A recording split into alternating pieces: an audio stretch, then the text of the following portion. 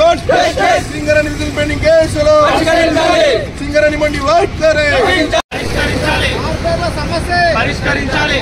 అగ్రిమెంట్లు RNC అగ్రిమెంట్లు vigilance pending కేసులు Singareni dependent ఐక్యత మారుపేర్ల సమస్యలు సింగరేణి మారుపేర్ల సమస్యలు డిపెండెంట్ ఐక్యత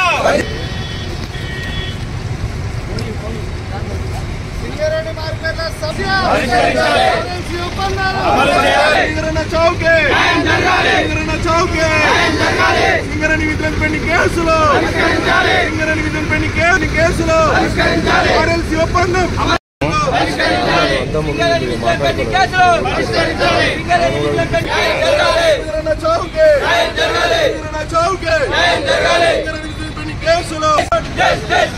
సింగరేణి పెండింగ్ కేసులు మార్పేల సమస్యలు ఒప్పందం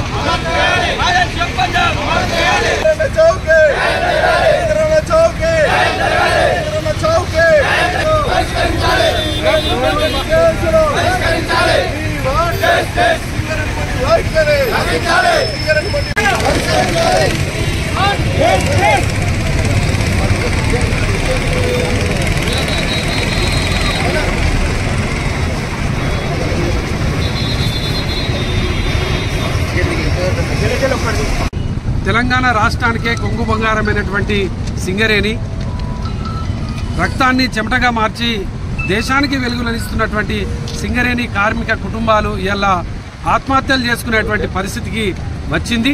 ఇలా మారు పేర్లకు సంబంధించినటువంటి విషయం 30 ఏళ్ళు ఈ యొక్క సింగరేణిలో పనిచేసినటువంటి కార్మికులు వాళ్ళ వారసులకు ఉద్యోగాలు ఇవ్వాలని వాళ్ళు రిటైర్మెంట్లో వారసత్వ ఉద్యోగాన్ని డిపెండెంట్ ఎంప్లాయ్మెంట్ స్కీమ్ కింద వాళ్ళకి ఇస్తే వాళ్ళు ఆనాడు ఉద్యోగంలో చేరినప్పుడు చదువుకున్న వాళ్ళు కాదు, ఉద్యోగాలు చేయడానికి ఎవరు వచ్చిన వాళ్ళు కాదు.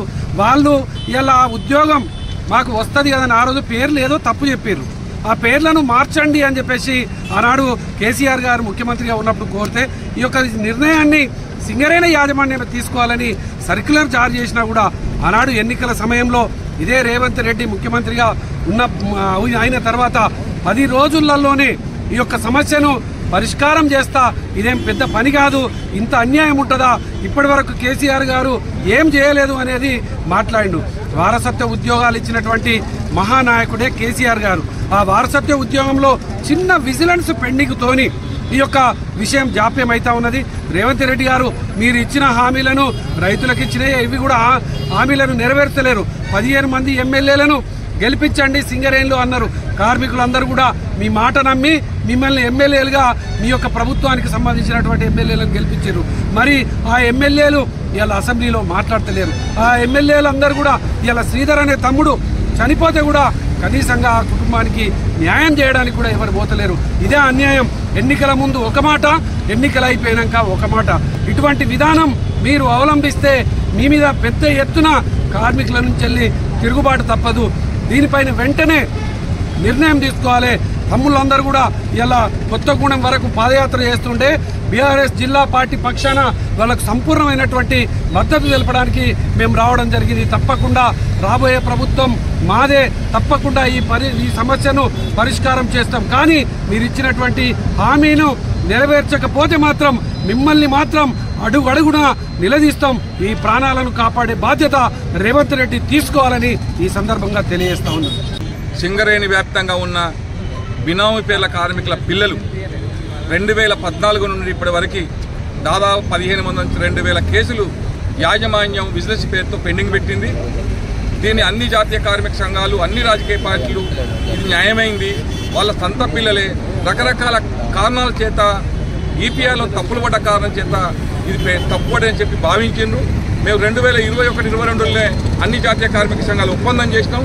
ఆ ఒప్పందం ఇప్పటికీ అమలు కాకుండా పెండింగ్లో ఉంది. వెంటనే సమస్య పరిష్కరించడానికి చొరవ చూపండి. ఇవ్వగలిగితే ఇస్తా అని చెప్పండి, ఇవ్వలేకపోతే ఇవ్వలేనని చెప్పండి. వాళ్ళు ఇప్పటికే 10-14 సంవత్సరాల కాంచెలు కొట్లాడుతూనే ఉన్నారు. ఇంకా ఎంతకాలం కొట్లాడాలి? వాళ్ళ తండ్రులు చచ్చిపోయినారు, కొడుకులు కూడా ఎవరైతే ఉద్యోగాలు పెట్టుకున్నారో వాళ్ళు కూడా సగం ముసళ్ళు అయిపోయారు. వీళ్ళ పిల్లలు ఎదుగుతూ ఉన్నారు. వీళ్ళు ఇంకో పనికి పోలేక, ఇంకో ఉద్యోగం చేరలేక రేపు మాపు అనే ఆశతో ఎదురు చూస్తున్న కార్మికులకి ఇంకా నిరాశ మిగిల్చి మనం వాళ్ళు సావాల్సిన అవసరం లేదు. వాళ్ళు జబ్బుల పడే రందితోటే సచ్చే పరిస్థితిలో చాలా మంది ఉన్నారు.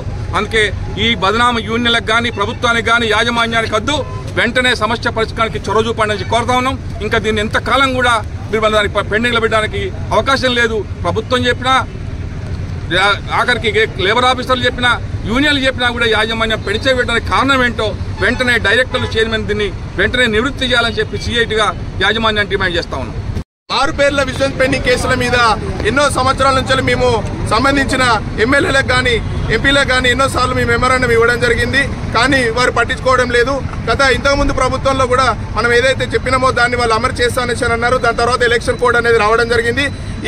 దాని తర్వాత మళ్ళీ కాంగ్రెస్ ప్రభుత్వం అప్పుడు దీనికి గెలిచే ముందు అప్పుడు భూపాల్పల్లి సభలో కూడా నేను ఖచ్చితంగా పేరు మార్పిడి ఏమున్నది, దాన్ని చేయొచ్చు, 30 సంవత్సరాలు వాళ్ళ యొక్క తండ్రులే కదా చేసింది, దాన్ని లీగల్ డిపార్ట్మెంట్గా మాట్లాడి నేను వెంటనే ఎంపీలను ఎమ్మెల్యేలను గెలిపించినట్టే ఏది ఉంటే తక్షణమే నేను దాన్ని సింగరేణి అధికారులతో మాట్లాడి నేను చేస్తా అని చెప్పేసి ముఖ్యమంత్రి రేవంత్ రెడ్డి గారే చెప్పినటువంటి హామీ, మాకు ఇచ్చినటువంటి హామీ అది ఇప్పటి వరకు కూడా దాన్ని అమలుపరచలేకపోయారు. సార్ మీకు కూడా ఎన్నోసార్లు మేము పోస్టల్ ద్వారా కూడా ఎన్నోసార్లు మేము పంపించినా కూడా ఆ పోస్టు వెళ్ళిందా లేదా అని కూడా మా యొక్క సమస్య తీరినట్టుగా మా ఒక పత్రం కూడా మీకు చేరుకుందా లేదా అన్నట్టుగానే ఉన్నది. మా దాంట్లో మొన్న ఒక వ్యక్తి శ్రీధర్ అన్న అని చెప్పేసి ఇదే సమస్యతో చనిపోవడం జరిగింది. ఇదే విధంగా సింగరేణిలో 2000 నుంచి 3000 మంది ఇదే సమస్యతో కొట్టుమిట్టలాడుతూ బతుకుతున్నాము. మేము సంతపేల మీద చదువుకొని ఈరోజు ఆధార్ కార్డులు మార్పిచ్చింది, మా చదువులన్నీ మార్పిచ్చింది కూడా సింగరేణి యాజమాన్యమే. ఇది కేవలం సింగరేణి యాజమాన్యం చేసినటువంటి తప్పే కాబట్టి ఇది సింగరేణి యాజమాన్యమే దీన్ని క్లియర్ చేయాలి. ఎంతో మంది చనిపోవడానికి కూడా ఉన్నారనేసి చెప్తున్నాను. చనిపోవడం అంటే ఈరోజు మీరు మా మీద ఎన్నో చేయడానికి కూడా ఉన్నారు. చనిపోవడం అంటే ఈ బాధకు మేము చనిపోవడానికి సిద్ధంగా అయిపోయాము. దయచేసి తొందరగా సింగరేణి విజిలెన్స్ పెండింగ్ కేసులను క్లియర్ చేస్తారని మేము కోరుకుంటున్నాం సార్.